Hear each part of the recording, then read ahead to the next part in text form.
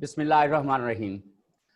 नाज़रीन, DTN daily news shot के साथ मैं हूं मुनीर अहमद और को होस्ट मेरे अनवर इकबाल साहब ने वाशिंगटन से हमें ज्वाइन किया है और सीनियर जर्नलिस्ट फौजिया शाहिद साहबा इस्लामाबाद से हमें इन्होंने ज्वाइन किया है। थोड़ी देर में एक और सीनियर जर्नलिस्ट CR शमसी साहब जो हैं वो भी हमें ज्वाइन करेंगे। नाज़रीन, आज का जो न्यूज़ मेन्यू है, सबसे पहले हम बात करेंगे कि एक हुकूमत पाकिस्तान ने एक नया लॉ जो है वो नेशनल असेंबली में पेश कर रही है और वो ये है कि फ़ौज के ख़िलाफ़ बात करना या उसके किसी भी शख्स के ख़िलाफ़ या तज़हीक अमेज़ जुमला इस्तेमाल करना जो है वो काबिल ताज़ीर हो जाएगा। और तजवीज़ ये किया गया है कि 2 साल कैद और 5 लाख रुपया जुर्माना या दोनों सज़ाएँ जो हैं वो दी जा सकती हैं। और इसका जो सज़ा देने का जो अमल है वो भी कुछ बहुत ज़्यादा एलैबोरेट नहीं है। तो ज़ाहिर है ये एक बड़ा अजीबो-गरीब किस्म का लॉ जो है। और बाज़ जब हमारे डिफेंस और दूसरे माहिरीन के साथ जब इसके हवाले से बात हुई, जो कॉन्स्टिट्यूशनल रिफॉर्म्स के या कॉन्स्टिट्यूशन के माहिर हैं, उनसे बात की, उन्होंने कहा कि इस तरह का कोई कानून जो है वो बदतरीन जो मार्शल लॉ थे उसके अंदर भी इसको नहीं लाया गया। आज हम इसके ऊपर भी बात करेंगे, ये इस तरह का कानून लाने की ज़रूरत क्यों महसूस की गई और इसके प्रिकॉशंस क्या होंगे और कॉन्सिक्वेंसेस क्या हो सकते हैं। दूसरी जो सबसे अहम बात जो है, इस वक्त आप जानते हैं कि दोहा के अंदर तालिबान और अफगान हुकूमत के मज़ाकरात जो अमेरिका फैसिलिटेट कर रहा था वो रुक गए हैं। और खलील ज़ल्मीज़ाद ने कल लंदन से एक बयान जारी करते हुए कहा है कि 5,000 तालिबान को रिलीज़ करना जो है वो एक यानी उसके ऊपर नापसंदीदगी का इजहार किया है उन्होंने।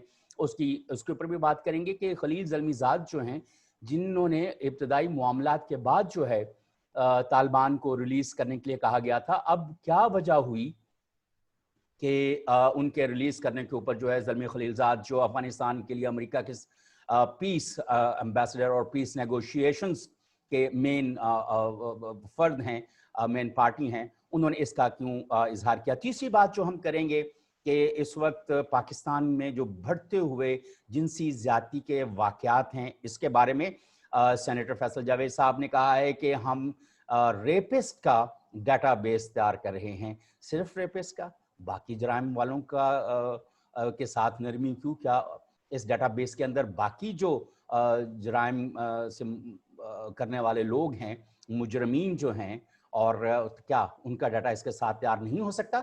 ये 3 आज के बुनियादी मौज़ूआत हैं जिसके ऊपर हम बात करेंगे। सबसे पहले मैं चाहूँगा कि फौजिया शाहिद साहबा, आपने इसके बारे में पढ़ लिया होगा कि रेडिकुलेटिंग armed forces and personnel would be a crime, और 2 साल की सज़ा या 5 लाख रुपए जुर्माना या दोनों। और इसका जो सज़ा का जो देने का अमल जो है वो भी कोई बहुत ज़्यादा एलैबोरेट नहीं है। फौजिया शाहिद साहबा। बहुत शुक्रिया मुनीर। देखिए, बड़ी अजीब सी बात है। यहाँ पहले तो मैं ये एक चीज़ वाज़े कर दूँ, पाकिस्तान में ये एक खामखा की बात बन गई है कि कोई भी शख्स जो है वो आर्म फोर्सेस या इस इदारे के खिलाफ है। यहाँ मैं बिल्कुल कैटेगोरिकली मैं आपको कहूँ, कोई शख्स हमें ऐसा नहीं मिला जो इस इदारे के खिलाफ हो। और ये किसी तरह हम ये नहीं कह सकते कि फौज के खिलाफ। कल जैसे आप ही के प्रोग्राम में अनवर इकबाल बात कर रहे थे कि अमेरिका में बहुत ज़्यादा फौज को तारीफ की जाती है, ताज़ीम की जाती है। यहाँ भी यही सूरत हाल है। ये हम नहीं कह सकते कि पाकिस्तान में कोई इस इदारे के खिलाफ है, लेकिन ये है कि जो सबसे बड़ी चीज़ हमें दिखाई दे रही है, आर्म फोर्सेस के कुछ लोगों के हवाले से बातें जब आ रही हैं इसी मुल्क में। आपने देखा कि फौजी उनका जो लॉ है उसके तहत फौजियों के मुकदमा भी चले, वो मुलविस भी पाए गए, मुख्तलिफ उसमें जराइम में मुलविस पाए गए, कमीशन के हवाले से चले, बड़े बड़े नाम हैं, कोई ऐसी बात नहीं है कि नहीं है उनके। अगर हम ये देखते हैं तो ऐसे केसेस आए हैं। बीइंग ए ह्यूमन बीइंग, इंसान जो है वो बहुत से लोग जो है वो मुनफरिद होते हैं, इदारे से हट के वो अपनी एम्बिशियस भी होते हैं, काम भी करते हैं, और वो पाए भी गए हैं। अब चूंकि हमारा ये इदारा बहुत ज़्यादा बिजनेस में भी इन्वॉल्व है, اب فرض کیا کہ ہم بینک کی بات کرتے ہیں, اس میں بہت زیادہ لوگ انوالو ہیں, تو ممکن ہے کہ وہاں بھی کوئی نیگیٹو مینز استعمال کر سکتا ہے. اسی طرح دیگر جو ان کے بہت زیادہ ہیں, چاہے وہ فوڈ سے ریلیٹڈ ہیں, چاہے وہ زمین سے ریلیٹڈ ہیں, تو اب جب آپ کی بزنس میں آ جاتے ہیں تو بہت سے مس ہینڈل بھی کیا جاتا ہے, مس ہیپس بھی ہوتے ہیں, تو اس حوالے سے لوگ جو ہے وہ بات کرتے ہیں. میں یہ ذاتی طور پہ سمجھتی ہوں کہ یہ جو ابھی فوری طور پہ بل لایا گیا ہے, اس کا کوئی پازیٹیو اثر نہیں ہوگا.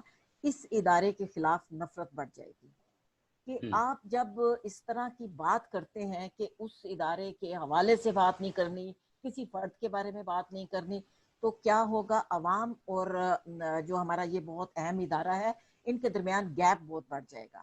جب گیپ بڑھ جاتا ہے, بد اعتمادی بڑھ جاتی ہے, تو اس ادارے کی جو میں نے جیسے پہلے کہا کہ جو بہت زیادہ تکریم ہے, یہ کوئی ایسی بات نہیں ہے, ہمیشہ اس ادارے کی تکریم کی گئی ہے. ہم لوگ جو ہے ہم لوگ جمہوریت کی بات کرتے ہیں, اور جب ظاہر ہے کہ مختلف ماضی میں ایسی حکومتیں آتی رہی, ہم نے اوپنلی ان کی مخالفت کی, لیکن اس کا یہ مطلب نہیں ہے کہ ہم ادارے کے خلاف ہیں, ادارے کی سیکیورٹی کے جو معاملات ہیں اس کے خلاف ہیں, یہ کبھی بھی نہیں ہوتا.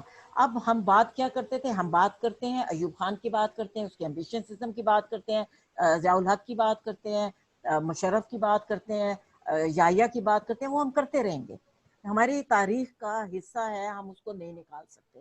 اب اگر آپ اس طرح زباں بندی کریں گے, میرا اپنا خیال ہے کہ گورنمنٹ نے شاید اپنے کچھ اچھے نام حاصل کرنے کے لیے کیا ہے, لیکن یہ ایک برا نام اس کے حصے میں آ جائے گا, اور ادارے کی جو تعظیم ہے, جو اس کے حوالے سے وقار ہے, اس کا جو عزت ہے, اس میں میرا خیال ہے, یہ میری پرسنل رائے ہے, کہ اس میں کمی آئے گی.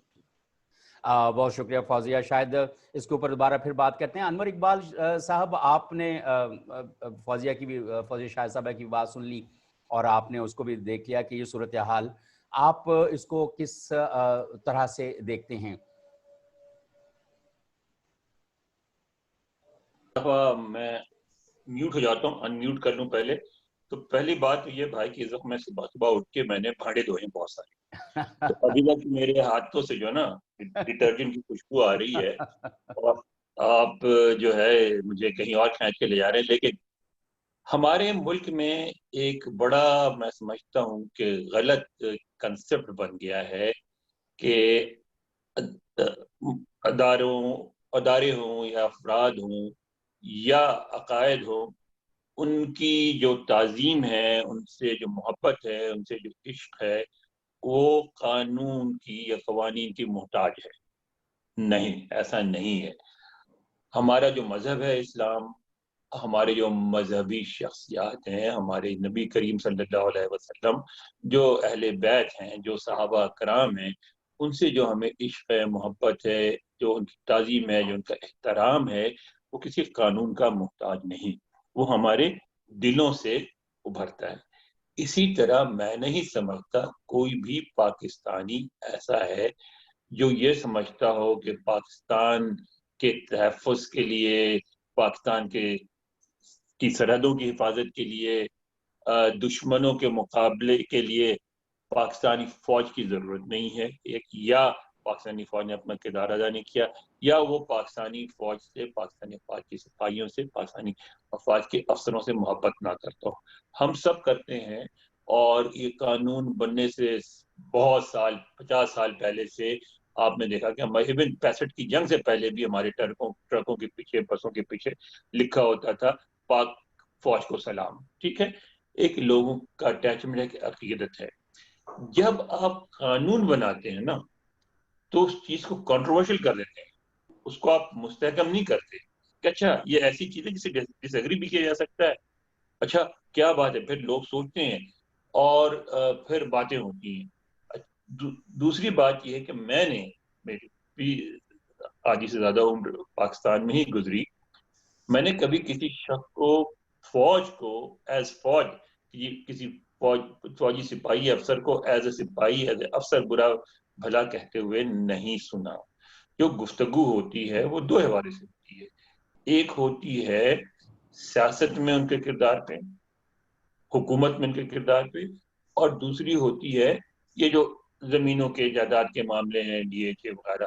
تو یہ دونوں جو معاملات ہیں یہ سویلین افیئرز ہیں, یہ فوجی افیئر نہیں، حکومت چلانا سویلین کام ہے، جائیدادوں کی خرید و فروخت سویلین کام ہے، اور یہ ایسے کام ہے جس میں آپ ملوث ہوں گے تو کبھی جائز اور کبھی ناجائز تنقید بھی ہوگی، کیونکہ دونوں میں سول حکومت میں بھی اقتدار ملوث ہے، اور اقتدار میں ہر کسی کو اپنا حصہ چاہیے.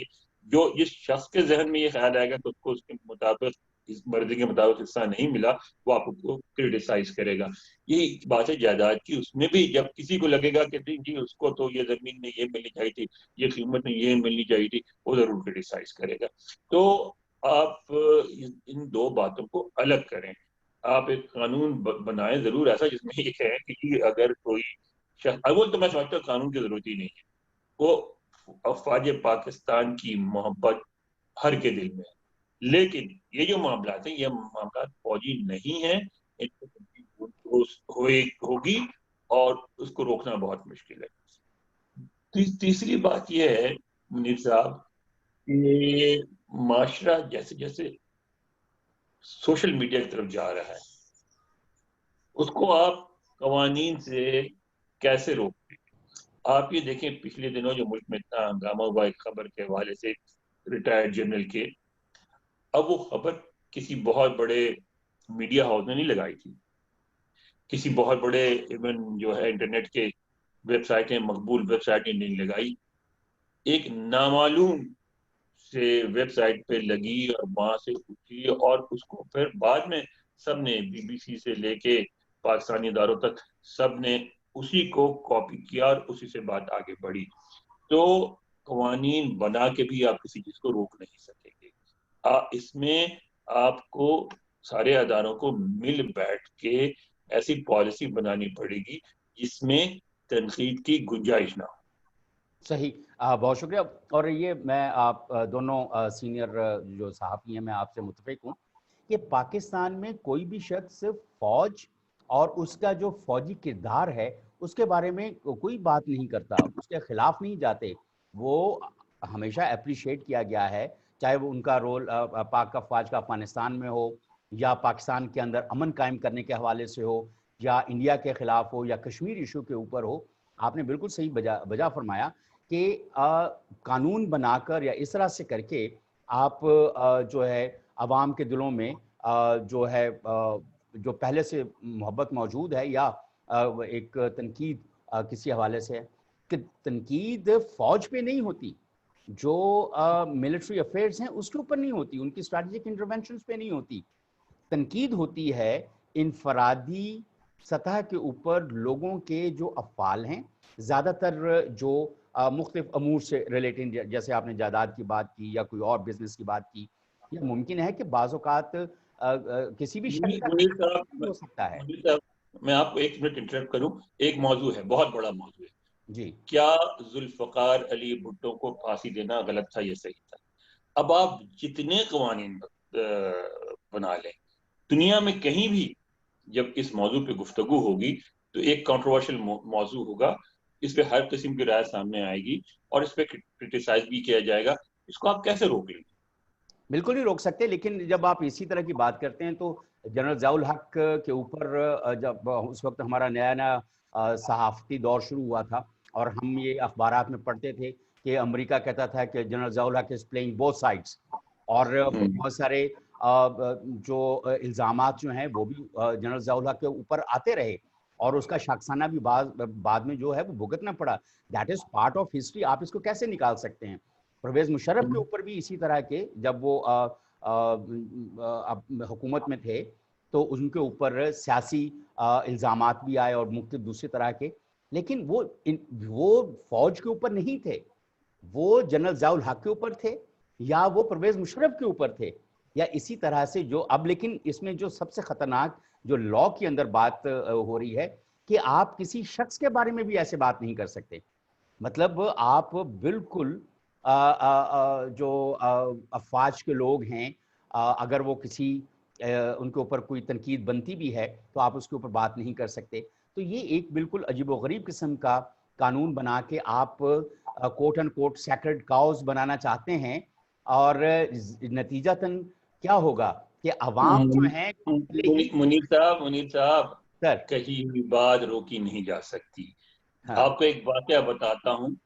ہمارے آپ کو شاید یاد نہ ہو, فوزیہ کو ضرور یاد ہوگا, ایک یہ جو پی پی آر پنجاب کا دفتر ہے نا پی سی کے سامنے, وہاں ہوتے تھے ایک ڈپٹی ڈائریکٹر چودھری ریاست صاحب, بہت اچھے آدمی تھے.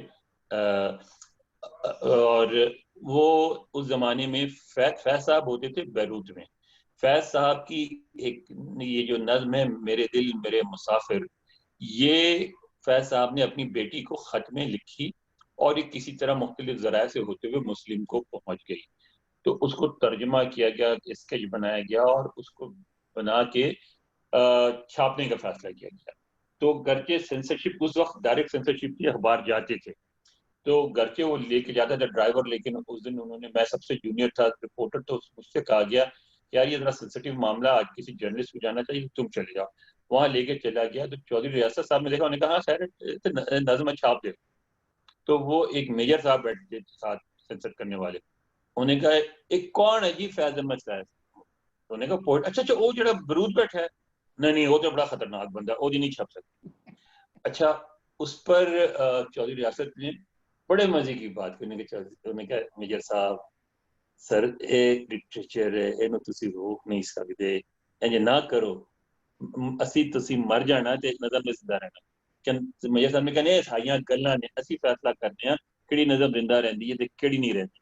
और पता नहीं वो मेजर साहब अल्लाह को लंबी जिंदगी दे हैं या नहीं है. नज्म देखें सारी दुनिया पे छाई हुई है, मेरे दिल मेरे मुसाफिर. अच्छा, اور خیر چودھری صاحب بہت اچھے آدمی تھے. انہوں نے جب میں نکلنے لگا تو مجھ سے انہوں نے کہا میں نے ایک کاپی دے دے ٹرانسلیشن جناب. میں نے ان کو دے دی. تو انہوں نے 15-20 دن بعد, وہ ایک بریگیڈیئر سرفراز ہوتے تھے سب martial officer S M L A Pindi کے, ان سے منظور کروا کے پھر ہمیں بھیج دی, پھر ہمیں چھاپی ہوگا. لیکن یہ ہے کہ ان کی بات یاد رہتی ہے ابھی تک ہمیشہ, جب انہوں نے اس سے کہا میجر سے, انہوں نے کہا میجر صاحب اسی تے تسی مر جانا ہے, یہ نظر زندہ رہنی. تو کہاں لفظوں کو کہاں روک سکتے ہیں یار, نہیں, لفظوں کو نہیں روکا جا سکتا, اور قوانین کے ذریعے سے تو ویسے ہی نہیں روکا جا سکتا. اگر میں اپنی اسٹوڈنٹ لائف سے لے کے اب تک کی بات کروں تو کسی بھی آواز کو, کسی بھی کرٹیسزم کو, کسی بھی ڈفرینٹلی فریمڈ اوپینین کو کہاں روکا جا سکا ہے. جرنلسٹوں نے ہمیشہ سے آواز اٹھائی. اب آپ کا کیا خیال ہے کہ چار کیسز بن گئے ہیں, آپ کا کیا خیال ہے کہ جرنلسٹ جنہوں نے آواز اٹھانی ہے وہ نہیں آواز اٹھائیں گے؟ جی نہیں, آپ نے حبیب یعلی کی نظم میں نہیں مانتا, کہاں یہاں تو خیر کیا دبنی تھی انڈیا میں کو ہوتی ہے, اور آپ بڑے فخر سے کہتے ہیں کہ ہمارے شاعر کی نظم میں نہیں آتی. فیض صاحب کی جو ہے لازم ہے کہ ہم بھی دیکھیں گے, وہ جب انڈیا میں گائی جاتی ہے آپ کو بڑا فخر ہوتا ہے. ارے بھائی یہ تو الفاظ بڑے اسٹرانگ ہوتے ہیں بھائی, صحیح بات ہے. صدیوں سفر کرتے ہیں. امید ہے کہ حکومت پاکستان جو ہے اگر وہ اس طرح کا لانا چاہتی ہے تو ایٹ لیسٹ جو ہماری افواج میں کرتا دھرتا لوگ ہیں, جو اس طرح کی چیزوں کو, بہت ساری چیزیں ایسی ہوتی ہیں جو شاہ سے زیادہ, شاہ کے جو وفادار ہیں وہ شاہ سے وفاداری کے اس میں وہ کر رہے ہوتے ہیں. ممکن ہے کہیں سے کوئی ایسی بات آئی ہو اور انہوں نے ایک جلدی جیسے آج کل قوانین بن رہے ہیں جلدی سے ڈرافٹ ہوتا ہے. اس دن رضا ربانی صاحب سینٹ میں کہہ رہے تھے ابھی 10 منٹ پہلے تو یہ نیشنل اسمبلی میں تھا, یہاں پہ بلڈوز ہو کے کیسے پہنچ گیا, یہ کیا ہوا ہے. مطلب یہ ایسی جو ہیپ ہیزرڈ لیجسلیشن موجودہ حکومت بنانے پر تلی ہوئی ہے, اور میں تو تلی ہوئی اس لیے کہوں گا کہ جب ایک ڈیو پروسیس جو ہے کانسٹیٹیوشنل ریفارمز کا یا نئی لیجسلیشن کا وہ اڈاپٹ نہیں ہوتا تو اس میں بہت سارے لیکونز رہ جائیں گے. اور بہت احتیاط اور تحمل کے ساتھ حکومت کو چاہیے کہ وہ لیجسلیشن کے پروسیس کو چلائے, اور اس طرح سے چلائے کہ پچھلے دنوں میں نے اپنے ایک اوپریٹ میں بھی لکھا تھا کہ حکومت کو کسی اپوزیشن کی ضرورت نہیں ہے, وہ اپنی سب سے بڑی اپوزیشن ہے. اور اسی طرح سے بعض اوقات ہمیں کچھ ایسے اقدامات نظر آتے ہیں کہ جہاں پہ لگتا ہے کہ جوڈیشری خود اپنے خلاف ہے, یا اور جو اسٹیٹ انسٹیٹیوشنز ہیں وہ اس طرح کے بیان آ جاتے ہیں, اس طرح کی چیزیں سامنے آ جاتی ہیں. تو بہت کیوس سا چل رہا ہے کہ ادارے خود جو ہیں وہ اپنے خلاف رائے عامہ ہموار کرنے میں لگے ہوئے ہیں. مطلب خدا کے لیے اداروں کی عزت رہنے دیں. ہم عوام لوگ, ہم میڈیا کے لوگ, ہم جرنلسٹ لوگ, اور جو بھی جہاں پہ اپنی اوپینین رکھتے ہیں, ہم کسی کے اس طرح سے خلاف نہیں ہیں اور ہم کوئی اپنے کوئی وطن دشمن نہیں ہیں، اور ہمیں غدار کا لفظ جو ہے ایک دم ہماری پیشانیوں پہ مت لگا دیں. ہم جو بات کرتے ہیں اس کے کم از کم ایسنس کو دیکھنے کی ضرور کوشش کی جائے. ایسنس کو دیکھنے کی بات تو ہو رہی ہے تو انور اقبال صاحب اور فوزیہ شاہد صاحبہ، خلیل زلمی زاد کی جو بات ہے کل والی، اس کے ایسنس کو بھی ہم دیکھ لیتے ہیں کہ دوحہ کے مذاکرات جو ہیں وہ انٹرپٹ ہو گئے ہیں. اور خلیل زلمی زاد صاحب نے کل بی بی سی کو لندن میں بات کرتے ہوئے کہا کہ وہاں پر کہ بھئی یہ جو 5,000 طالبان کو ریلیز جو کیا گیا ہے اس پہ انہوں نے اپنے ناگواری کا اظہار بھی کیا. اور اس کے کیوں ناگواری کا اظہار کیا؟ پہلے تو امریکہ کے کہنے پر ہی تو افغان حکومت نے طالبان کو ریلیز کیا ہے. انور اقبال صاحب، آپ کی حکومت جو ہے امریکی، مطلب یہ کس طرح کی پالیسی ہے؟ پہلے کہتے ہیں کہ آزاد کر دو، پھر کہتے ہیں کہ یہ تو بہت ہی برا ہو گیا ہے اور یہ ساری صورتحال ٹھیک نہیں ہے. کیا وجہ نظر آتی ہے اقبال صاحب؟ میں نے ظلم خلیل زاد صاحب کا پورا بیان نہیں پڑھا اور اس کے پس منظر سے واقف نہیں ہوں. کس حوالے سے انہوں نے گفتگو کی وہ دیکھنا پڑے گا. اصل میں افغانستان میں نے پچھلے کسی گفتگو میں بھی یہی کہا تھا، بڑے عرصے سے جو ایک ٹرم میں خیال ہے کپلنگ نے استعمال کیا تھا نا، گریٹ گیم کی ٹرم بھی تھی، گریٹ گیم. وہ گریٹ گیم اب بھی چل رہی ہے. اور اس وقت جو ہے یہ جو وار آف نروز ہو رہی ہے وہ طالبان اور دیگر عوامل کے بیچ ہے، کیونکہ طالبان نے اس بات کو سمجھ لیا ہے کہ امریکہ مزید نہیں رکے گا. اس میں اور اوروں کو تو چھوڑنا، خود ہم پاکستان بھی تھوڑا پریشان ہے کہ پاکستان امریکہ کا لو پروفائل ضرور چاہتا تھا، لیکن میرا نہیں خیال کہ امریکہ کمپلیٹ وڈرول چاہتا تھا. بہرحال یہ تو گیس ہے میرا، کون کیا چاہتا تھا حقیقت کا تو مجھے نہیں پتا. لیکن طالبان یہ محسوس کرتے ہیں، اس پوزیشن میں ہے کہ اگر تھوڑی سی کوشش کریں تو پوری طرح پاور میں آ سکتے ہیں. دوسرے افغان لوگ جو ہیں وہ خاص طور پہ پڑھا لکھا افغان جو افغان لبرل چھوٹی ہے، لیکن وہ یہ چاہتی ہے کہ طالبان پاور میں نہ آئے، کرتے ایک حکومت کا حصہ ضرور بنے، لیکن حکومت اس طرح کی رائے جس طرح آ جائے جس میں طالبان بھی شامل ہو جائیں. تو ظلم خلیل زاد صاحب گھر کے امریکی شہری ہیں لیکن ہیں افغان، اور وہ ان کی ہمدردیاں ظاہر ہے طالبان مخالف فورسز کے ساتھ ہیں، اور وہ اس بات پہ یقیناً پریشان ہوں گے کہ اس طرح جو طالبان کا اپر ہینڈ ملتا چلا جا رہا ہے اس کا لازمی نتیجہ یہی نکلے گا کہ طالبان کی حکومت ہو جائے گی. لیکن حقیقت بھی یہی ہے کہ بات یہ ہے کہ جب یہ 2011 کے فوراً بعد انہوں نے حملہ جب کیا تھا، اس وقت امریکہ میں بھی وہ اسکالرز جو کہ افغانستان سے واقف تھے، جو وہاں جنہوں نے کتابیں لکھی تھیں، یہ بڑے مشہور فرینچ اسکالر ہیں جو امریکی تھے، اس وقت بہت زیادہ یہاں سیمینار وغیرہ ہوتے تھے، انہوں نے بھی سب نے تقریباً یہی کہا تھا کہ امریکہ نے وہی مسٹیک کی جو مسٹیک سارے حملہ آور کرتے ہیں، کہ کابل پہ قبضہ کرنا آسان ہوتا ہے، کابل سمجھ کے تک پہنچتے پہنچتے پشتون انفلوئنس کم ہو جاتا ہے، اور وہاں سے تاجک، ہزارہ، ازبک، ان کے کا انفلوئنس، پنشیری، ان لوگوں کا انفلوئنس بڑھنے لگتا ہے، اور اس لیے کابل پہ آسانی سے قبضہ ہو جاتا ہے. انہوں نے آگے کابل پہ قبضہ کر لیا، لیکن کابل پہ جب آپ قبضہ کرتے ہیں پشتون حمایت کے بغیر تو وہاں سے ہی آپ کی شکست کا آغاز ہو جاتا ہے کہ پشتون بہرحال وہاں اکثریت ہے، اور ایک ایسی اکثریت ہے جو کہ لڑتی ہے، دوسروں سے زیادہ لڑتی ہے، خاموش نہیں بیٹھتی. اسی دن سے لڑائی شروع ہو گئی.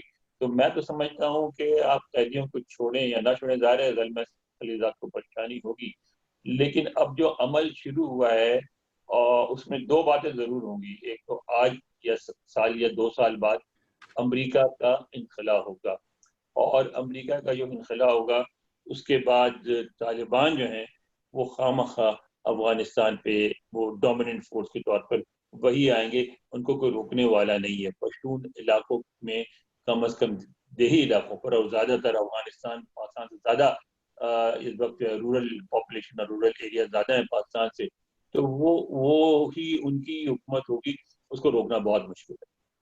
اچھا، یہ آپ اس کے بارے میں کیا رائے رکھتے ہیں کہ یہ مکمل انخلا ہو جائے گا، سارے کے سارے لوگ چلے جائیں گے وہاں سے، یا جیسا کہ ایک رائے یہ بھی ہے کہ کچھ لوگ رہیں گے تاکہ وہاں پہ نظم و نسق جو ہے وہ سموتھی چلتا رہے؟ اس وقت بڑی دلچسپ صورت ہے.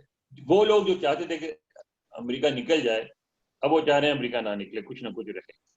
اچھا, پینٹاگون بھی چاہتا ہے کہ ہماری کچھ نہ کچھ پریزنس ہونی چاہیے. ٹرمپ اور میرے خیال ہے پولیٹیکل فورسز جو بھی الیکشن لڑے گا یہاں, اس دفعہ الیکشن ہونے والے ہیں, وہ یہ کبھی نہیں کہے گا کہ کچھ نہ کچھ فورسز ہونی چاہیے, کیونکہ یہ وار امریکہ میں بہت ان پاپولر ہے. تو امریکی یہ جو افواج ہیں یہاں کی یا انتظامیہ ہے, وہ اپنی مرضی کے, عوام کی مرضی کے خلاف ہی جنگ لڑ رہی ہے. تو اگر تھوڑے عرصے کے لیے کچھ افواج رکھی بھی وہاں, تو وہ جاپان اور کوریا کی طرح اگلے 50 سال کے لیے نہیں ہوں گی, 1 سال 2 سال 3 سال کے لیے ہوں گی, اور اس کے بعد واپس آئیں گی. امریکہ افغانستان میں نہیں ٹھہرتا. اس کی وجہ یہ نہیں کہ امریکہ ہار گیا یا امریکہ جنگ نہیں جیت سکتا یا امریکہ کے پاس ہتھیار ختم ہو گیا. امریکہ کے پاس ابھی اتنی قوت ہے کہ بآسانی وہاں بیٹھ سکتا ہے, فورسز پر وہ فورٹ اپنا پورا بیس بنا کے بیٹھ سکتا ہے. لیکن امریکی عوام اب وہاں بالکل رہنا نہیں چاہتے. دیکھیں امریکی جب گئے تھے یورپ میں جتنے یہاں مر رہے ہیں امریکی, تو 2-2.5 ہزار مرے ہیں. امریکہ یورپ میں تو بہت زیادہ اس سے مرے, بڑی قربانیاں دی. لیکن امریکہ میں یورپ کے لیے ایک ہمدردی, ایک محبت کا عنصر موجود ہے. مجھے یاد ہے میں اس وقت امریکہ میں تھا جب لنڈن میں کنگز کراس اسٹیشن کو آگ لگی, تو یہاں بوڑھے بوڑھیاں ٹی وی پہ آ کے رو رہے تھے کہ جی میں تو شادی کے بعد وہاں گیا تھا, کوئی کہتا میں بچپن میں وہاں گئی تھی, کیوں جل گیا یہ اسٹیشن. تو ان کو ایک لگاؤ ہے, ایک محبت ہے. یہاں 80s تک ایک کتاب پڑھائی جاتی تھی جرنلزم کی کے ڈپارٹمنٹ میں, اب وہ نہیں پڑھائی جاتی, اب نئی کتابیں آ گئی. اس میں لکھا اور مثال دی جاتی تھی کہ اگر دریائے ٹیمز میں لنڈن میں 2 آدمی کشتی سے گر کے مر جائیں اور پاکستان میں ایک بس پہاڑ سے گرے اس میں 50 آدمی مر جائیں, تو امریکی اخبار کے لیے زیادہ بڑی خبر کون سی ہے؟ تو وہ کہتے تھے زیادہ بڑی خبر دریائے ٹیمز کی ہے, کیونکہ امریکی عوام دریائے ٹیمز میں انٹرسٹڈ ہے, پاکستان میں انٹرسٹڈ نہیں ہے. تو یہ بات آپ کو سمجھنی چاہیے کہ افغانستان ایک ایسا ملک ہے جس میں عام امریکی کو 0% انٹرسٹ ہے. صحیح. لہٰذا آج یہ کلمہ سے دقت ہے. اوکے, فوزیہ شاہد صاحبہ, زلمی خلیلزاد نے ناگواری کا اظہار کیا اور 5000 طالبان کے ریلیز ہونے کے بعد کیا. یہ کیا کانفلکٹ نظر آ رہا ہے امریکی پالیسی کے اندر؟ دیکھیں میں انور اقبال صاحب سے بہت سی چیزوں سے اختلاف کرتی ہوں, میری اپنی سوچ ہے. میرا اپنا یہ خیال ہے کہ جب یہ مذاکرات شروع ہوئے تھے طالبان کے ساتھ, اس وقت ہی مجھے امریکہ کی نیت کوئی زیادہ فیئر نہیں لگی تھی. اچھا, میرا نیت فیئر کرنے سے میرا جو مقصد ہے وہ یہ ہے کہ وہ طالبان سے جو مذاکرات کر رہے تھے, کسی طرح انہوں نے اپنی ہی تقریباً بنائی ہوئی حکومت جو ہے, افغان حکومت جو ہے, اس کو کسی سطح پہ بھی اعتماد میں نہیں لیا تھا. اور وہ ایک ایسا فیل ہو رہا تھا کہ جیسے وہ ایک ون وے جو ہے ان کا اپنا جو کام چلتا جا رہا ہے. دوسرا یہ ہے کہ میرا پہلے سے ہمیشہ سے یہ رہا ہے, شاید ہم لوگ تھوڑا سا امریکہ سے زیادہ دلچسپی نہیں رکھتے, اور امریکہ نے جو کچھ دنیا میں کیا ہے اس کے حوالے سے ہمارا بہت زیادہ نیگیٹو اس کے حوالے سے وہ ہے, کیونکہ جب وہ بات کرتا ہے افواج کے نکالنے کی تو دوسرے لگتا یہ ہے کہ وہ مزید بھیجے گا, کیونکہ وہ جو پنجابی میں انور صاحب بہت زیادہ پنجابی بولتے ہیں, وہ ہمیشہ دکھاتا سجی ہے مارتا کھبی ہے. اس کو میرا اس پہ جو ہے, جب یہ مذاکرات شروع ہوئے تھے اس وقت میں نے یہ کہا تھا کہ یہ مذاکرات آگے بڑھتے مجھے دکھائی نہیں دیتے. اب مذاکرات میں جو ہو گیا تھا, ٹھیک ہے, انہوں نے حکومت کو کہہ دیا کہ وہ 5000 قیدیوں کے حوالے سے, لیکن حکومت سے اس پہ کوئی وہ نہیں لی گئی تھی, کسی قسم کی ان پٹ نہیں تھی. اور آپ کو یاد ہوگا کہ حکومت کی طرف سے یہ کہا گیا تھا کہ اس میں وہ قیدی بھی شامل ہیں جو بہت زیادہ سنگین جرائم میں ملوث ہیں, اور ظاہر ہے کہ ان سنگین جرائم میں ملوث لوگوں کو کس طرح کیا جائے, جبکہ ان کی لسٹ میں وہ سر فہرست بھی آ رہے تھے جن کو جو مرتب کی گئی تھی. تو یہ ابھی میرا, جیسے ہم پاکستان کی بات کرتے ہیں, جب پاکستان اور انڈیا بات کرتا ہے کشمیر کا جو تیسرا جو بہت اہم حصہ ہے اس کو جب شامل نہیں کیا جاتا, تو میں ہمیشہ یہ کہتی ہوں کہ ٹرائی پارٹیٹ آپ مسئلہ کہتے ہیں کہ 3 فریق ہیں, 2 فریق بیٹھ کے کیسے حل کر سکتے ہیں. تو یہی مجھے اس میں بھی مذاکرات میں دکھائی دے رہا تھا. اور ابھی ایک بہت انٹرسٹنگ جو چیز ہے, میرے خیال میں انور اقبال اس کی تصدیق کریں گے, کہ امریکہ کے اپنے کافی زیادہ تعلقات جو ہیں وہ طالبان سے بھی ہو چکے ہیں اور ہیں بھی. جس میں ایک سب کو معلوم ہے کہ طالبان بھی بیک پہ کس نے بنایا تھا، کیا ہوا تھا، آگے شکل کیا بن گئی وہ علیحدہ بات ہے، لیکن ان کے حوالے سے کافی زیادہ ان کے تعلقات جو ہیں امریکہ سے موجود ہیں، اور امریکہ دونوں طاقتوں کو استعمال کرنا چاہتے ہیں۔ ایک ظاہر ہے کہ الیکشن تو ان کے 1 ماہ بعد آ جائیں گے، ابھی سپٹمبر کا مڈ ہو گیا ہے اور اکتوبر کے بعد 3 تاریخ کو امریکہ میں الیکشن آ جائیں گے۔ 3 تاریخ تک تو ہمیں کوئی بڑی ڈیولپمنٹ دکھائی نہیں دے رہی، صرف ایک سیاسی طور پہ ضرور بار بار آئے گا کہ وہ مکمل طور پہ افواج نکال لیں گے، سب کچھ کریں گے، لیکن کس شکل میں وہ اپنی وہاں پریزنس شو کریں گے، اس کے لیے جو میری تھوڑی سی اطلاعات ہیں وہ افغان حکومت بھی اور افغان طالبان کو بھی خاصا حد تک کنونس کر چکے ہیں کہ ان کی وہاں موجودگی بہت ناگزیر ہے۔ کس لیے ناگزیر ہے؟ کہ وہاں اگر وہ نکل گئے تو وہاں بہت قحط پڑ جائے گا، وہاں جو ابھی پیسہ آ رہا ہے وہ ختم ہو جائے گا، بے روزگاری کی جو ہے وہ اس قدر انتہا ہو جائے گی کہ کسی کا وہاں رہنا مشکل ہو جائے گا، چاہے وہ اپنے ہی ملک میں ان کے جو امریکی فوجی ہیں ان کے جوتے ہی صاف کر رہے ہیں، اپنے ہی ملک میں انہی کی خدمت کر رہے ہیں، لیکن وہ خدمت ہی جاری رکھنا چاہ رہے ہیں اور وہ بھی نہیں چاہ رہے کہ ابھی اس طرح ہو۔ ابھی کوئی میں نہیں اتنی کوئی اطمینان نہیں رکھتی کہ کوئی بہت بڑا بریک تھرو ہوگا۔ جہاں تک آپ قیدیوں کے انخلاء کی بات کرتے ہیں، اس میں ابھی میں پرسوں یہ رپورٹ پڑھ رہی تھی کہ یہ مذاکرات جو ہونے تھے، جو بہت اہم مذاکرات تھے، کیونکہ ان کے آپس کے مذاکرات ہیں طالبان اور حکومت کے، دونوں میں بد اعتمادی پائی جاتی ہے، کیونکہ اس وقت حکومت جو ہے وہ مکمل طور پہ یہ سمجھتی ہے اور اس کو یقین ہے کہ ذرا سی بھی اس میں خاموشی ہوئی یا کم ہوا تو طالبان جو ہیں وہ حکومت بنا لیں گے، اور کسی طرح بھی ابھی بھی ان کی جو اکثریت ہے، سب کو معلوم ہے کہ کہاں تک اکثریت ہے، طالبان کا جو ہولڈ ہے وہ خاصا زیادہ ہے، اور وہ کسی طرح بھی ان مذاکرات کو ایک حتمی شکل اس لیے نہیں دینا چاہتے کہ وہ نہیں چاہتے کہ طالبان جو ہے وہ حکومت میں اپنا حصہ بھی نہیں بنانا چاہ رہے، یہ جو بات آ رہی ہے نا کہ اس میں شامل کیا جائے، وہ بھی نہیں بنانا چاہ رہے۔ جی آپ کچھ کہنا چاہ رہے ہیں؟ میرے ذہن میں ایک اور کوٹ ان کوٹ کانسپریسی تھیوری آ رہی ہے۔ اگر دیکھیں، اب مجھے بھی 30-35 سال جرنلزم میں ہو گئے اور انٹرنیشنل افیئرز، گلوبل افیئرز کو دیکھتے ہوئے پہلے ہم جب آؤٹ پٹ سامنے آتی ہے کسی بھی چیز کی، تو جب ہم اس کی ریورس انجینئرنگ کرتے ہیں تو ہمیں نظر آتا ہے کہ پروسیس کچھ اور اڈاپٹ کیا گیا تھا for some other out put, لیکن ایکچولی جو چیز نکلی وہ کچھ اور نکل آئی۔ اب 9/11 کے واقعے کو دیکھ لیں، افغانستان کے اوپر جو حملہ ہوا ہے اس کو دیکھ لیں، جب آپ کڑی سے کڑیاں ملاتے ہیں نا، ریورس انجینئرنگ کرتے ہیں، تو آپ کو اب کیا، میں آپ دونوں مجھ سے زیادہ سینئر بھی ہیں، تجربہ کار بھی ہیں، ویژن میں بھی مجھ سے زیادہ ہیں، اور آپ کی جو نظر ہے ان گلوبل افیئرز کے اوپر وہ بھی زیادہ ہے۔ میں کہیں یہ جو پورا نیگوشیشن کا اور پیس کا پروسیس چل رہا ہے، کیا یہ ایز اٹ از ہے یا اس کے پیچھے کچھ اور ہے؟ میں اس پہ ایک عرض کرنا چاہتا ہوں، اس ریجن کے اندر کولڈ وار شروع ہوئے، وہ اب جیسے میں نے کوئی 8-10 مہینے پہلے کہا تھا کہ کولڈ وار از پاپنگ اپ، اب میں یہ آج کل کہہ رہا ہوں اور بہت سارے اور لوگ بھی کہہ رہے ہیں کہ cold war in the region is pacing up.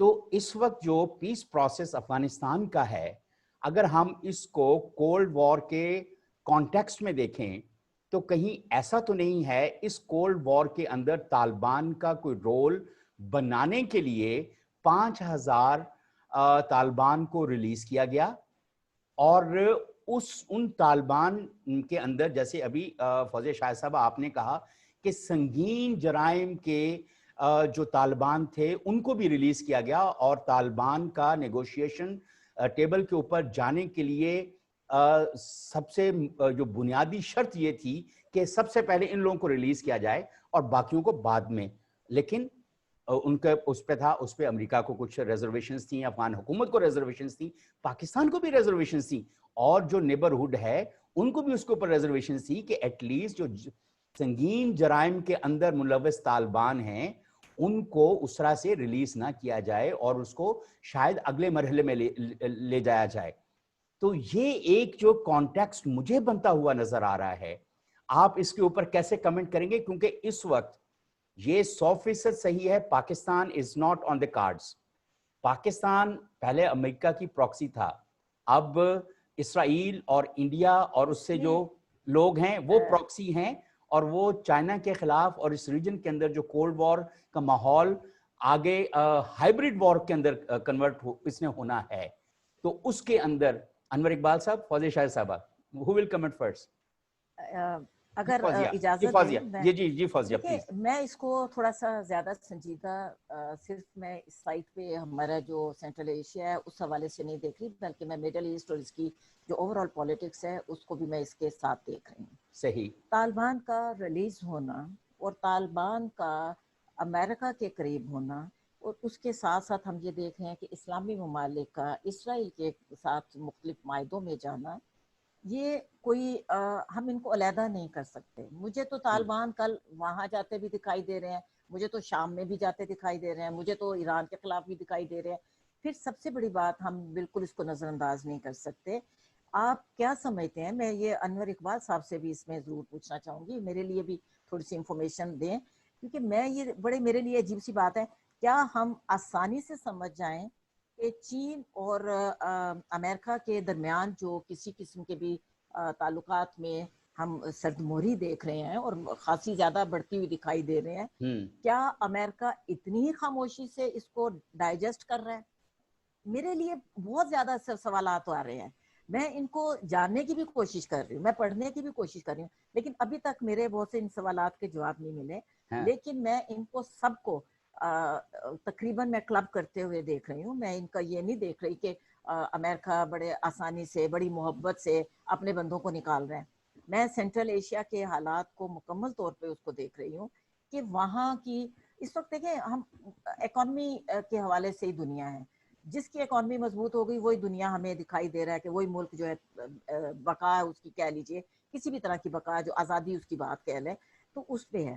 تو ہمیں کہاں کہاں دکھائی دے رہی ہے کہ جہاں امریکہ کا بھی انٹرسٹ ہو سکتا ہے، یورپ کا بھی ہو سکتا ہے، یا چائنا کا بھی ہو سکتا ہے. مطلب یہ تمام ملک جو ہے اس گیم میں ہے. ہم تو اپنی دوسری چھوٹی چھوٹی گیمز میں ہے نا. ہمارا تو بس یہ ہے کہ ہمارا امریکہ کے ساتھ تعلق کیسا ہوگا، چائنا کے ساتھ کیسا ہوگا، کون انویسٹ کرے گا. ہم تو چھوٹی سی گیم میں، وہ اوپر جو گیم کر رہے ہیں.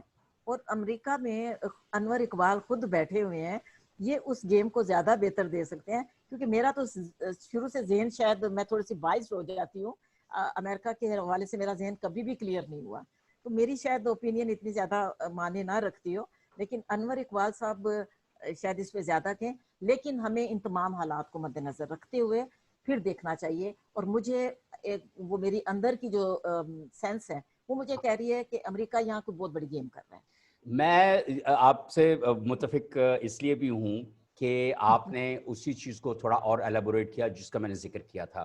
انور اقبال صاحب، امریکہ جو ہے وہ اس ریجن کے حوالے سے گریٹ گیم سے گریٹر گیم پہ جاتا ہوا نظر نہیں آ رہا. مائک آن کیجئے پلیز. بار بار ہاں میوٹ ہو جاتا ہے. بات یہ ہے کہ سب سے پہلی بات ہے کہ فوزیہ صاحبہ کی بہت ساری باتوں سے ڈس ایگری کرتی ہیں، مگر میری مجبوری یہ ہے کہ میں ان کی ساری باتوں سے ایگری کرتا ہوں. تو یہ تو اچھی بات ہے. اچھا، دوسری بات یہ ہے کہ ہم امریکہ کے بارے میں گفتگو کرتے ہوئے ہم ایک مسٹیک یہ کرتے ہیں کہ ہم سمجھتے ہیں کہ امریکہ کیونکہ ہمارے یہاں یہی ہوتا ہے کہ جو چند لوگ پاور میں ہوتے ہیں اور جو فیصلے کر لیتے ہیں وہ فیصلے آخر تک چلتے ہیں. امریکہ کی سوسائٹی بڑی انٹرسٹنگ ہے. یہاں یعنی آپ یہ سوچیں کہ ایک ایسا ملک ہے جہاں اسلحے کی خریداری کے لیے، یہاں ڈیفنس پیک کے لیے، یہاں اسرائیل سے تعلقات کے لیے، یہاں عرب سے تعلقات کے لیے، فارن افیئرس کے لیے، ہر چیز کے لیے باضابطہ لابینگ کی اجازت ہے. نارتھ ویسٹ واشنگٹن میں کے اسٹریٹ پہ دفتر کھلے ہوئے ہیں جو اعلان جا کے امریکی سینیٹرز اور کانگریس مین سے ملتے ہیں، ان کو کنونس کرتے ہیں اور قانونی اجازت ہے کہ ان کو کہیں گے نہیں آپ ہمارے ملک کا سپورٹ کا ساتھ دو، اور وہ جو ان کی آمدنی ہوتی ہے اس پہ گورنمنٹ ان سے ٹیکس بھی لیتی ہے. تو امریکی معاشرہ ایک ایسا معاشرہ ہے جہاں جیسے سعودیہ نے کہا سب سے پہلی بات تو یہ ہر حکومت کے لیے درست ہے اور امریکہ کے لیے خاص طور پہ درست ہے کہ کھبی دکھا کے سجی مارتے ہیں. ٹھیک ہے کہ حکومت کی ایک اپنی پالیسی ہوتی ہے جو اکثر جس طرح کارل مارکس نے ایک بات کی تھی, اب ان کو کوٹ کرنا جو ہے وہ فیشن نہیں رہا, کہ انہوں نے کہا کہ جو فارن پالیسی بھی ہوتی ہے وہ کسی ملک کی جو رولنگ ایلیٹ ہے ان کے تصورات کی نمائندگی کرتی ہے, عوام کی نہیں. ٹھیک ہے نا, ہمیشہ یہی ہوتا ہے. لیکن امریکہ میں ایک چیز ہے وہ یہ ہوتی ہے کہ یہاں ایک رائے عامہ ہے, پھر میڈیا ہے, پھر تھنک ٹینکس ہیں, پھر کانگریس ہے, پھر وائٹ ہاؤس ہے, جوڈیشری ہے, اور سارے بالکل الگ الگ اختیارات ہیں, پینٹاگون ہے, اور سارے ہر وقت ایک دوسرے سے ایک مسلسل لڑائی کا یعنی ایک سلسلہ رہتا ہے, ایک دوسرے سے کمپیٹ کر رہے ہوتے ہیں. میڈیا میں, تھنک ٹینکس میں بحث ہو رہی ہوتی ہے, اور اس میں ایک بات جو تھڑے سے شروع ہوتی ہے, میں نے یہ دیکھا ہے, وہ آہستہ آہستہ ہوتے ہوتے پہلے وہ تھنک ٹینکس میں پہنچتی ہے, میڈیا میں پہنچتی ہے, تھنک ٹینکس میں پہنچتی ہے, کانگریس میں پہنچتی ہے, پھر وائٹ ہاؤس تک پہنچ جاتی ہے, اور وہ پالیسی بن جاتی ہے. اس لیے کہ یہاں پریشر گروپ ہیں جو مسلسل کام کر رہے ہوتے ہیں چیزوں کو پش کرنے کے لیے, اور جس کا پریشر بڑھ جائے اس کی بات ہو جاتی. تو جب اگر امریکی عوام ایک دفعہ یہ ضد کرنا شروع کر دیں کہ میں نہیں جانا کھیڑیاں دے نال, تو پھر کھیڑیوں کے ساتھ نہیں جانا پڑتا, مجبور کر دیتے ہیں وہ اپنی اس کو حکومت کو. اب پہلی بات یہ ہے کہ یہ ابھی جو کچھ ہو رہا ہے کیا ہو رہا ہے, وہ اس لیے ہو رہا ہے کہ یہاں ایک ایسا شخص اور ایک ایسا گروہ پاور میں ہے جن کی ایک مخصوص پالیسی ہے. صدر ٹرمپ اور ان کے جو قریبی ساتھی ہیں ان کی وہ یہ سمجھتے ہیں کہ امریکہ جو معاشی طور پہ پیچھے گیا ہے اس کی دو وجوہات ہیں. ایک نمبر 1 یہ کہ ہم غیر ملکی معاملات میں بہت زیادہ خرچ کرتے ہیں, تو اور سب سے زیادہ خرچہ ہماری ملٹری پریزنس اور ملٹری انوالومنٹ میں ہوتا ہے. تو ہمیں اپنی ملٹری پریزنس کو وہ بار بار کہتے ہیں صدر ٹرمپ کہ ہمیں زیرو کر دینا چاہیے. انہیں جو غیر ملکی مشن ہے, جو سفارت خانے ہیں, ان پر بھی اخراجات میں بہت کمی چاہیے. ان کا اپروچ یہ ہے کہ دنیا میں اتنا زیادہ انوالومنٹ کے الفاظ ہے کہ ہم دنیا کے پولیس مین نہیں ہیں, دنیا میں انوالومنٹ کم کر کے دنیا, اور اس نے ان ساری امریکی کمپنیز کو انکریج کیا, ٹیکسز لگائے ہیں, ہر طرح سے پابند کرنے کی کوشش کی ہے, جو نوکریاں باہر سے کرواتے تھے, اور اس کی وجہ سے ان نوکریوں میں بھی انڈیا بہت متاثر ہوا ہے, بہت ساری نوکریاں امریکہ واپس آ گئی. تو وہ یہ کہتا ہے کہ انورڈ لوکنگ ہونی چاہیے, ہمیں اپنی طرف دیکھنا چاہیے, باہر کی طرف نہیں دیکھنا چاہیے. اب ظاہر ہے کہ اگر کل کو الیکٹ ہو کے آ جاتے ہیں تو ان کی پالیسی ڈفرینٹ ہوگی, کیونکہ ڈیموکریٹس ہمیشہ باہر کی انوالومنٹ میں انٹرسٹڈ ہوتے ہیں. وہ جنگوں میں نہیں ہوتے, جنگوں میں ریپبلکن زیادہ ہوتے ہیں, لیکن باہر کی انگیجمنٹ میں وہ زیادہ ہوتے ہیں. تو وہ آئیں گے تو پالیسی چینج ہوگی. مگر جہاں اس وقت جو ہے 2-3 چیزیں ہیں جس پہ سمجھتا ہوں جو پارٹی سے اکراس پارٹی لائن ہے, وہ یہ ہے کہ نمبر 1 یہ سمجھا جاتا ہے کہ چین ایک بہت بڑی قوت بن چکا ہے, لہذا اس کو روکنا ہے, اور اس کے روکنے کے لیے ہم جو کچھ کر سکتے ہیں ہمیں کرنا چاہیے. اب اس میں کیا کرنا چاہیے, اس میں مثلاً ایک فرق یہ ہوگا کہ اگر ریپبلکن رہتے ہیں, اگر صدر ٹرمپ دوبارہ لے جاتے ہیں تو مثلاً ایران پہ پریشر مزید بڑھائیں گے وہ, لیکن اگر ڈیموکریٹس آتے ہیں تو ایران پہ پریشر کم کریں گے وہ, اور چین سے جو چین اور ایران کے تعلقات ہیں ان پر بھی ان کو بہت زیادہ اعتراض نہیں ہوگا, وہ ایران کو ون اوور کرنے کی کوشش کریں گے. تو اس طرح کا فرق ضرور ہوگا, لیکن اس میں اختلاف نہیں ہوگا کہ چائنا کے انفلوئنس کو کٹ کر رہے ہیں. چائنا کے انفلوئنس کو کٹ کرنے کے لیے ڈیموکریٹس اور ریپبلکن دونوں میں اتفاق ہے کہ سب سے اہم کردار انڈیا پلے کرے گا. لیکن دونوں ساتھ یہ بھی کہتے ہیں, جو کہا جاتا ہے کہ انڈیا, یہ باضابطہ الفاظ مان کیا جاتا ہے کہ انڈیا پاکستان نہیں ہے, پاکستان کی طرح آپ کے ساتھ 100% نہیں جائے گا, اپنے مفادات کا بھی خیال کرے گا. تو وہ ان کی کوشش ہے کہ اس حد تک انڈیا کے ارد گرد پریشر بنایا جائے کہ انڈیا ان کے ساتھ چلنے پہ مجبور ہو جائے. تو گیم جو ہے بڑی واضح ہے, چائنا کو کرٹیسائز کرنا ہے. مگر جہاں تک افغانستان کا تعلق ہے, وہ میں نے یہ جیسے آپ کو بتایا نا کہ ایک دفعہ جو عوامی سطح پہ جو موومنٹ شروع ہو وہ آہستہ آہستہ پالیسی سازی تک پہنچ جاتی ہے, وہ پہنچ چکی ہے. اس وقت بہت ان پاپولر وار ہے افغانستان میں. افغانستان میں اگر رکے بھی تو 1 سال 2 سال 3 سال کے لیے, بہت بڑے پیمانے پہ نہیں. اور جو اس نے جو ایک چیز شروع کی ہے اس میں بھی ڈیموکریٹس کو بھی اختلاف نہیں ہے, وہ یہ ہے کہ بجائے بیسز بنانے کے ہمیں اپنے شپس پہ انویسٹ کرنا چاہیے. 2-4 جو جگہوں جو دنیا میں ہم نے بنائی ہے، مثلا بحرین ہے، چھوٹے چھوٹے ممالک جو ہمیں بالکل رجسٹ نہیں کر سکے، وہاں ہمارے اڈے ہوں اور ہمارے ہتھیار ایسے ہوں کہ دنیا کے کسی بھی حصے پہ کسی بھی اڈے سے ہم ایک آدھے گھنٹے کے اندر کیا بلکہ منٹوں میں مار کر سکیں. تو اس وقت سارا زور جو ہے ٹیکنالوجی پہ ہے، دور سے وار پہ ہے، فوج نہ رکھنے پہ ہے. اور میں سمجھتا ہوں یہی پالیسی چلے گی کہ وہ اپنے بحری جہازوں سے، اپنے اڈوں سے حملے کریں گے، اور حملے کے جو ٹائمنگ ہے اس کو کم سے کم کریں گے، فوج کم سے کم لگائیں گے، چین کو ضرور کرٹوسائز کریں گے. افغانستان میں بالکل آپ کی بات صحیح ہے کہ وہ یہ انہوں نے اس بات کو سمجھ لیا ہے. اور جو یہ بات آپ کہہ رہے ہیں بالکل صحیح کہہ رہے ہیں کہ جنہوں نے 5,000 قیدی چھڑائے، خواہ مخواہ نہیں چھڑائے، اس بات کو سمجھ لیا ہے کہ اگر ہمیں نکلنا تو اسی صورت میں ممکن ہے کہ کوئی ایک قوت افغانستان کو سنبھالے تھا کہ ہم کہیں کہ بھائی وہ جانے ان کا کام جانے، ہم نے تو جو کرنا تھا کر لیا. اور ان کو یہ بھی نظر آ رہا ہے کہ وہ کردار سے طالبان ادا کر سکتے ہیں. لہٰذا اور رہی بات آپ نے طالبان سے رابطے کی، تو انہوں نے ہمیشہ رابطہ کیا ہے. کبھی ایسا یعنی ایک سپر پاور ہے، کوئی بھی سپر پاور آپ تاریخ سے اٹھا کے دیکھ لیں، مصریوں کے زمانے سے چلیں، روم تک آئیں، مسلمانوں تک آئیں، کوئی بھی سپر پاور ایسی نہیں ہوتی جو کسی گیم میں موجود ہر کھلاڑی سے رابطہ نہ رکھتی ہو. کسی میں زیادہ پیسے لگاتے ہیں، کسی پہ کم پیسے لگاتے ہیں، لیکن رابطہ سب سے رکھتے ہیں. اور آخری بات جو امریکی بالکل اس میں ہم لوگ تو تھوڑے جھجک کرتے ہیں، وہ صاف صاف کہتے ہیں کہ ہمارا مفاد صرف ہمارا مفاد ہے، آپ کا مفاد نہیں. ہم جہاں جاتے ہیں، جہاں انوالو ہوتے ہیں، وہ بالکل کہتے ہیں کہ ہم صرف اپنے مفاد کے پروٹیکشن کے لیے جاتے ہیں. اور آپ کے پاکستان سے 5-6 صحافی آئے تھے تو انہوں نے سوال کیا، تو بریفنگ میں ہم لوگ بھی موجود تھے، انہوں نے کہا کہ کیوں ایسا کرتے ہیں. تو اس کا بڑا نیشنل سیکورٹی جو ایجنسی کا جو بندہ تھا، اس نے بڑے سیریس اس بات میں کہا بیکاز وی کین، کیونکہ ہم کر سکتے ہیں اس لیے ہم ایسا کر سکتے ہیں. اگر آپ کر سکتے تو آپ. اچھا، میں صرف ایک چھوٹی سی بات اس میں اگر آپ ایڈ کریں انور اقبال صاحب، کہ جو فیوچر امریکن بلاک بنتا ہوا ریجن کے اندر نظر آ رہا ہے، do you see any involvement of Taliban released in Afghanistan, if they would have any influence or any role, strategic role, or whatever in the new emerging bloc in the region? یہ دیکھیں، یہ تو depend کرتا ہے کہ افغانستان میں کس حد تک امن آتا ہے، کتنی مضبوط حکومت بنتی. میں نہیں سمجھتا کہ افغانستان میں مستقبل قریب میں کوئی مضبوط حکومت بنے گی. لڑائی جاری رہے گی، کیونکہ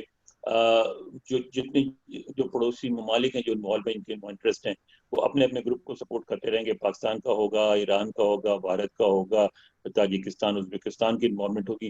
اور میں خیال ہے افغانستان کافی عرصے تک انسٹیبل رہے گا. اچھا، فوجیہ سے ایک بات کہنی تھی کہ بھئی آپ امریکہ سے اتنی بھی نفرت نہ کریں، آپ کو برا لگتا ہے، لیکن آگے دیکھیں، امریکہ وہ ملک ہے جہاں آپ کو ایسی چیزیں ملیں گی دنیا میں اور کہیں نہیں ملے گی. اور اس میں ہمارے اور جس جگہ کا میں نام لے رہا ہوں وہاں کے میرے ایک مشترکہ دوست بھی کام کرتے ہیں کہ امریکہ میں ایک ایسی بار بھی ہے جہاں شراب بکتی ہے حلال گوشت کے ساتھ. کڑاہی گوشت اور کباب حلال ہوتے ہیں اور شراب بھی ہوتی ہے. یہ تو بہت اچھی بات ہے. وہ کہتے ہیں کہ دیکھیں گوشت نہیں انور اقبال صاحب، گوشت حلال ہونا چاہیے، پینے کا کوئی مطلب یہی ہے، ان کا سسٹم ہی یہی ہے، ان کا سسٹم ہی یہی ہے، حلال حرام کھلا کھلا کے مارا دونوں کو. میرے اور آپ کے مشترکہ دوست کام کرتے ہیں.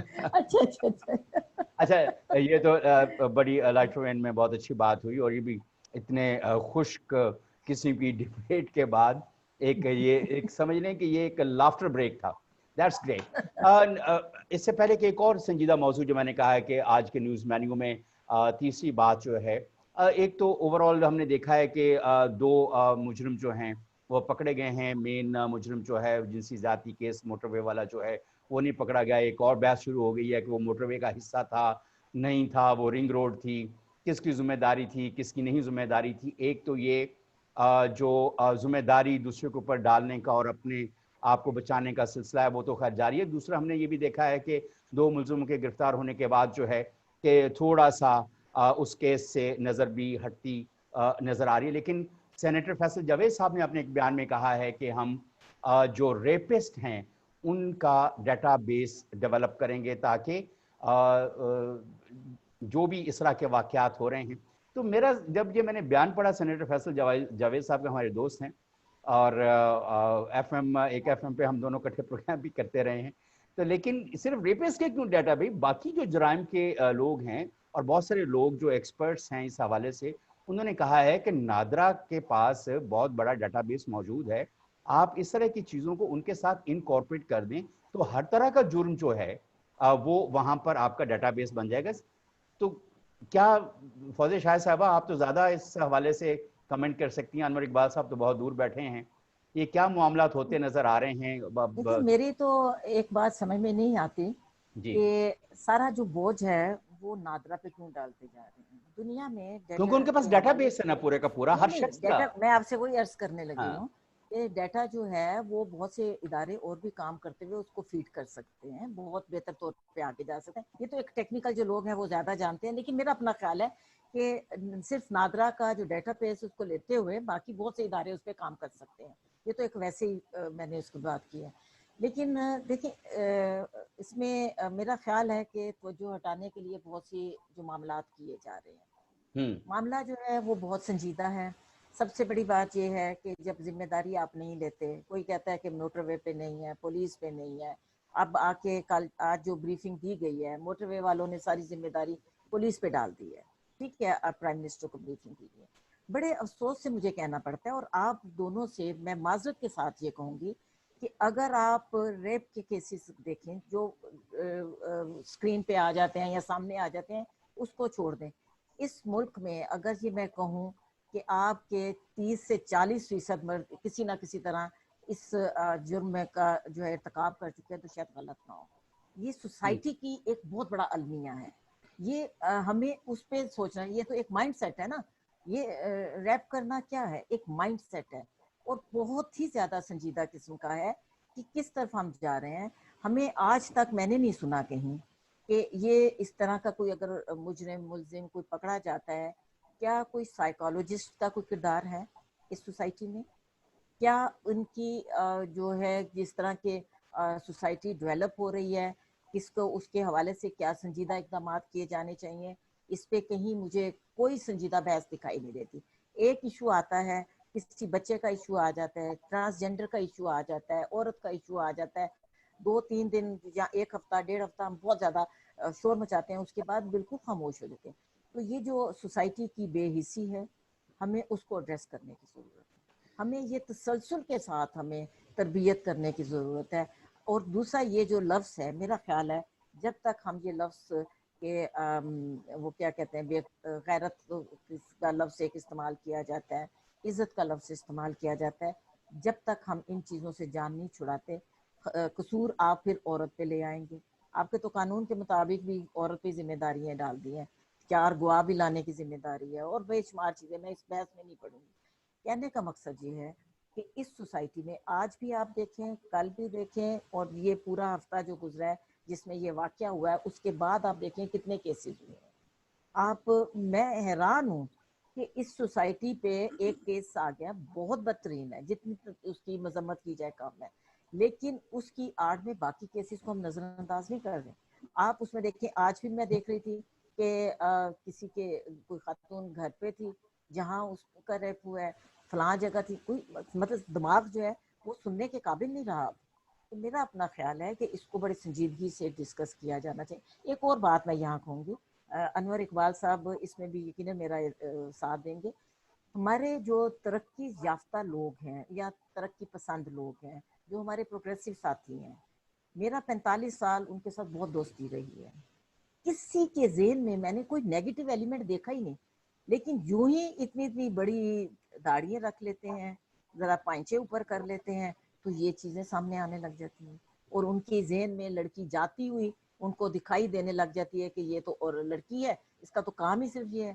تو یہ چیزیں ہمارا جو مائنڈ سیٹ ڈیولپ کیا جا رہا ہے، چاہے وہ مدارس میں کیا جا رہا ہے، چاہے ایسے اداروں میں کیا جا رہا ہے، اس کو ایڈریس کرنے کی ضرورت ہے. اور میرا اپنا خیال ہے کہ جب تک ہم سائیکالوجسٹ جو ہمارے ہیں ان کی خدمات اداروں کے، جب آپ لوگوں کو امپلوائے کرتے ہیں، ابھی مجھے تو یہ خود فرسٹریٹڈ لوگ لگتے ہیں، یہ چاہے سی سی پی او کی بات کریں، حکومت میں بیٹھے بہت سے لوگ، بڑی شرم سے مجھے کہنا پڑتی ہے، up to prime minister, frustrated لوگ مجھے لگتے ہیں.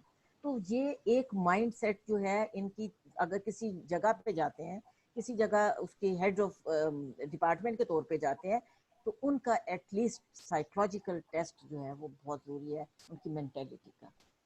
یہ جو ابھی آپ نے کہا بڑی درست بات کی فوزیہ شاہ صاحبہ کہ ایک طرف ہم اس جو موٹر وے والا جو کیس ہے جنسی زیادتی کا اس کے اوپر بات کر رہے ہیں اور دھڑا دھڑ جو ہیں اور کیسز سامنے آتے جا رہے ہیں اور ادارے جو ہیں وہ رسپانسبلٹی شفٹ اوور کر رہے ہیں دوسروں کے اوپر اور کوئی پولیٹیکل گیم زیادہ نظر آ رہی ہے بجائے اس کے کہ کوئی داد رسی کی طرف مل جل کر چلتے ہوئے نظر آئیں. انور اقبال صاحب اس کے اوپر کوئی آپ فائنل کوئی کمنٹ اس کے اوپر کرنا جی چاہیں؟ بالکل دوں گا. سب سے پہلی بات جو فوزیہ نے بات کی نا کہ 30 سے 40% مرد, میں تو یہ کہوں گا کہ یعنی میرے پاس کوئی ڈیٹا نہیں ہے, صرف ایک بیان ہے میرا کہ اگر کبھی کوئی ایسا ڈیٹا کلیکٹ کیا جائے تو اگر یہ ایسا بات سامنے آئے کہ پاکستان میں 50% مرد کسی نہ کسی قسم کی جنسی زیادتی میں ملوث رہے ہیں تو میرے لیے کوئی سرپرائز نہیں ہوگا. میں سمجھتا ہوں کہ بالکل ممکن ہے اور اس میں ہر قسم کے مرد یعنی صرف مولوی نہیں, ایون ترقی پسند بھی ہیں, لبرل بھی ہیں, وہ بھی ہیں. ہم اب تک ہم عورت کے معاملے میں ایک نارمل رویہ پیدا نہیں کر سکتے پاکستان میں. دنیا میں بھی کم ہے, امریکہ میں بھی کم ہے ایسی باتیں, لیکن ہمارے یہاں زیادہ بڑا مسئلہ ہے. تو پہلی بات تو یہ ہے کہ بالکل. دوسری بات یہ ہے کہ آپ نے جو بات کی تھی نا کہ ریپ کا الگ وہ بنائیں گے ڈیٹا, میں کہتا ہوں ریپ تک محدود نہیں ہونا چاہیے, ایک پورا الگ ڈیٹا بینک ہونا چاہیے عورتوں کے خلاف جو جرائم ہوتے ہیں ان کا, اس میں گھریلو تشدد سے لے کے ریپ تک ہر چیزیں شامل ہوں. پولیس میں الگ ایک پورا سیکشن ہونا چاہیے, پورا ایک بڑا وہ سلسلہ ہونا چاہیے جو ان کیسز سے ڈیل کرے, اور ڈیل کرنے والی ساری ڈیسیشن میکرز جو ہوں ساری خواتین ہوں, مرد نہ ہوں, سارے فیصلے. اور خاص طور پہ عورتوں سے ریپ کے بعد یا مولسٹیشن کے بعد جو انویسٹیگیشن ہو وہ بھی خواتین ہوں, جو ایون جو مجرم کی طرف سے پیش ہوں, ملزم کی طرف سے پیش ہوں, وہ بھی خواتین ہوں, مردوں کی انوالومنٹ نہ ہو. یا یہ نہ ہو کہ جو آپ نے جو پچھلے دنوں بتایا تھی ایک بات کہ وہاں وہ ایک بی بی سی میں بھی چلی تھی کہ ایک ریپ کی وکٹم خاتون کو ریپسٹ کے سامنے بٹھا کے انٹروگیشن کر رہے تھے اور سارے مرد کرنے والے, اس میں عورت کیا بولتی تھی. تو یہ ہونا چاہیے, بالکل ہونا چاہیے. اور تیسری بات یہ ہے کہ تعلیمی اداروں میں اور دفاتر میں جو ہے نا یہ جو قوانین ہے سیکسول ڈسکریمنیشن کا, اس کو سختی کے ساتھ امپلیمنٹ ہونا چاہیے. ہمارے یہاں جسے کہتے ہیں لائٹ ڈسکریمنیشن اور جو وہ ہوتا ہے ایکسپلائٹیشن بہت عام ہے. باسز کرتے ہیں, کولیگ کرتے ہیں, عورت کو مسلسل ایک ٹارگٹ رکھا ہے. وہ بچائی جب تک دفتر میں بیٹھی رہتی ہے وہ یہی سمجھتی ہے کہ وہ ساری گنوں کا رخ اس کی طرف ہے. تو ہمیں اب اچھا یہ بات میں سمجھ لیں, میں پاکستان کو صرف کنڈیم نہیں کر رہا ہوں, ساری دنیا میں رویے ہیں, لیکن ظاہر ہم بات پاکستان کی کر رہے ہیں. تو ہمارے یہاں بہت بڑے ریفارمز کی ضرورت ہے. بہت شکریہ انور اقبال صاحب, آپ نے ہمیں جوائن کیا واشنگٹن سے, اور فوزیہ شاہ صاحبہ سینئر جرنلسٹ آپ نے ہمیں جوائن کیا اسلام آباد سے, بہت شکریہ. اور آج ہم نے بات کی ایک تو جو نیا قانون آ رہا ہے کہ فوج کے حوالے سے کوئی بھی تضحیک والی بات کرنا یا کسی بھی فوج سے متعلق کسی شخص کے بارے میں بات کرنا, اس کے اوپر بات کی. اور ہمارے پینل کی یہی رائے تھی کہ یہ اس طرح کی گفتگو سے اور اس طرح کے قانون سے جو ہے آپ کسی کو عزت کرنے پہ مجبور نہیں کر سکتے. وہ تو ظاہر ہے کہ ان کے اعمال کی وجہ سے اور جو بھی ان کا ہوتا ہے, اور افواج پاکستان جو ہے اس کے بارے میں کوئی بری رائے یا منفی رائے نہیں رکھتا. بعض افراد کے جو ایکشن ہے اس کے اوپر بات ہو سکتی ہے, تنقید ہو سکتی ہے, اور وہ قوانین کے ذریعے سے کسی بھی تنقید کو افراد کے بارے میں روکا نہیں جا سکتا. دوسری بات, ہم نے خلیل ظلم زاد کے جو ناگواری کا اظہار کیا 5000 افغانیوں کو ریلیز کرنے کا, اس کے اوپر بات کی. ظاہر اس کے کچھ اور کانسیکوینسز ہوتے ہوئے ہمیں اس ریجن کے اندر نظر آتے ہیں. اور تیسری بات, ہم نے جو خواتین کے حوالے سے جنسی زیادتی اور دوسرے جرائم ہیں جو اس کے حوالے سے بات کی, اور اس میں ڈیفینیٹلی انور اقبال صاحب کی تجویز جو ہے وہ بالکل دل کو بھی لگتی ہے کہ جب مرد حضرات کسی ریپ کی یا کوئی ایسے کسی واقعے کی جب وہ تفتیش کرتے ہیں مردوں کو بٹھا کر اور خواتین کو بٹھا کر، تو ظاہر ہے کہ ایسی کوئی امبیرسنگ سچویشن میں عورت اپنے لب کیا وہ کرے گی اور کیسے وہ اپنے واقعات کو بیان کرے گی. تو انور اقبال صاحب نے ایک تجویز دی ہے کہ انکوائری کرنے والی، تحقیقات کرنے والے اور سارے ان معاملات کو دیکھنے والی بھی خواتین ہونی چاہیے، اور یقیناً ہمارے معاشرے کے اندر ایسی خواتین موجود ہیں جو اس طرح کے معاملات کو باحسن و خوبی جو ہیں پیشہ وارانہ ذمہ داریوں کے ساتھ نبھا سکتی ہیں. ایک بار پھر فوزیہ شاہد صاحبہ آپ کا شکریہ، انور اقبال صاحب آپ کا شکریہ. کل 6 بجے لائیو سٹریمنگ پہ ہم انشاءاللہ کسی اور موضوع کے اوپر بات کریں گے. اور فوزیہ شاہد صاحبہ میری گزارش آپ سے یہ ہے کہ آپ ہمیں ایز اے پرماننٹ پینل کے طور پر جوائن کیے رکھیں. بہت شکریہ. اللہ حافظ.